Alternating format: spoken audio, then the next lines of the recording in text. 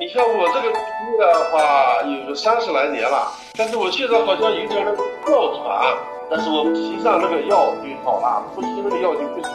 所以我是先去看鼻咽科呢，还是直接去看这个呼吸科呢？都可以，你看哪个症状重，偏重于哪个，其实这2个科你都可以选择，